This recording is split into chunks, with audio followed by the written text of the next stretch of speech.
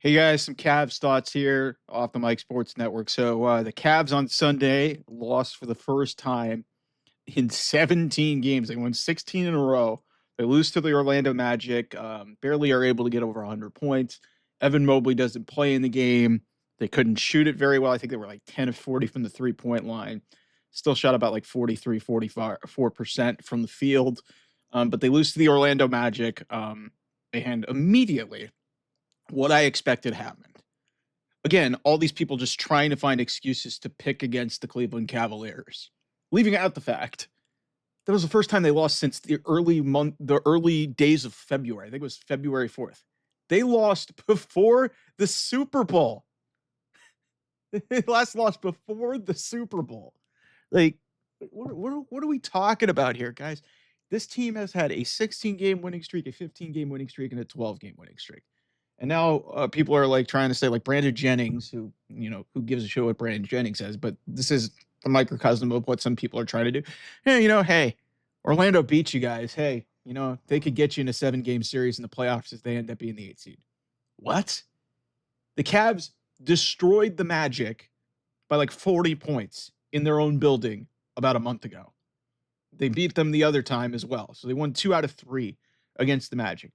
Evan Mobley, who in a lot of cases, I think a lot of people would agree is probably their second or third best player, depending on how you feel about Darius Garland. And in a lot of ways, I think Evan Mobley is maybe the most valuable player to this team. When I found out he was out, I was like, okay, this could be one that the Cavs might drop. Okay. Orlando is very good defensively. They're very physical. They just do not make a ton of shots. They made a ton of shots. They played good defense. There's a 2-minute stretch in the third quarter where the Cavs could not get the ball over the timeline and were pressed and got a couple steals that led to easy baskets for the Magic. Paolo Banchero was great, and they got some help from Anthony Black and some other key role players, and they were able to win the game. The Cavs were not going to, go 72-10 and finish the season where they were. They're 56-11 right now. They weren't going to win the next 16 games in a row. Somebody was going to beat them. And, it just so happened that it was a national TV game against an Orlando Magic team that took this team to 7 games. But don't get it twisted. The Magic are not beating the Cavs in 7 games at full strength. They're not doing it because Jalen Suggs, I don't think, is coming back this year. In and out, Franz Wagner and, Paolo Banchero have been in and out of the lineup. There's been some inconsistency with KCP. Like, Orlando is a good team. Don't get me wrong. But this was an outlier. This loss on Sunday was an outlier. And now that I'm starting to see the same people who are like trying to down the Cavs as a legitimate threat to the Boston Celtics and, to the Oklahoma City Thunder in terms of who is the best team in the NBA, who's going to win the NBA championship, I get continually tired of the same people whenever the Cavs finally drop a game. It's like, are we just going to not act like this has not been a historic season and that, hey, they had a bad shooting night. The Cavs, without maybe their most important player, second or third best player on the team, because Donovan Mitchell is the best player, but without maybe their most important player in Evan Mobley, this team was in position to win the game. They were up by 1. They could not hit a shot at the end of that game, and Orlando won. Good for them. For them, it's a regular season game in the middle of March on Selection Sunday. Like, what are we talking about here? They now got to hit the road for a big West Coast swing. They play the Clippers on Tuesday night, right here in my backyard, up at Intuit Dome.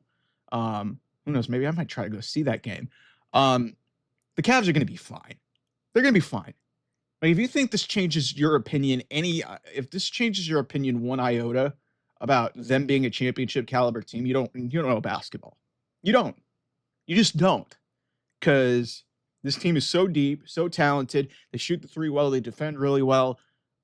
They just, they got the defensive matchup didn't work for them. They didn't have a key player who was out. I think he was either resting or they had it as an injury. Evan Mobley is very valuable. That's the big takeaway from this, is that he is very valuable to this team's success, and his health and, for the long term is way more important than a lot of other people on this roster. So just to anybody who's trying to find a reason to be like, Cavs might get picked off in the first round by Orlando. Cavs aren't losing 4 out of 7.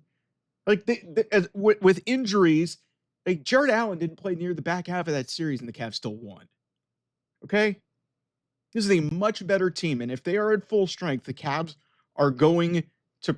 I mean, I would be a little bit worried maybe in that second round, depending on who they play. Indiana is a very deep team as well. But I think that if everything holds to form, if the Cavs play to their capabilities and they're healthy, they should at least get to the Eastern Conference Finals. And that's where it becomes a coin flip with the Celtics. I think they will beat them. I think they're the better team, but we haven't really seen, blow for blow, both these teams fully healthy at full strength. Porzingis hasn't played. Drew Holiday hasn't played in games. There's been Cavs who have been in and out of the lineup. Like it's going to be interesting if we get that series, and I hope that we do, and it would be fitting that would be the swan song for TNT as an NBA network to have that be their last game, their last series. But who knows? We've seen crazier shit happen in the Eastern Conference playoffs. We've seen crazier shit happen in the NBA playoffs in the last decade or so. So it's just, man, stop trying to find reasons to just doubt this team, guys. If you want to do it, fine. The last thing the Cavs need is a chip on their shoulder. That's the last thing they need. Because if they do have that and they play with their heads on fire, and you have a motivated team that's not complacent, good luck. Good luck. Because they have so many ways that they can beat you. And just amazing how much the narrative switched from the Cavs being good, and they were up against Orlando, a good team, and then, they ended up losing the game. It happens. They hadn't lost since the first week of February. They went almost 6 weeks without a loss. Unbelievable. So we'll see what happens with the Clippers and the rest of this West Coast swing. I think they get Phoenix, they get Utah, they get Sacramento. So it's the full West Coast swing here in the middle of March. So it'll really be their March Madness. And it makes sense because the Rocket Arena is hosting first and second round games in the NCAA tournament. So that makes sense for them to get out of that arena at that point. Anyway, thanks so much for watching. I will see you guys soon. Bye-bye.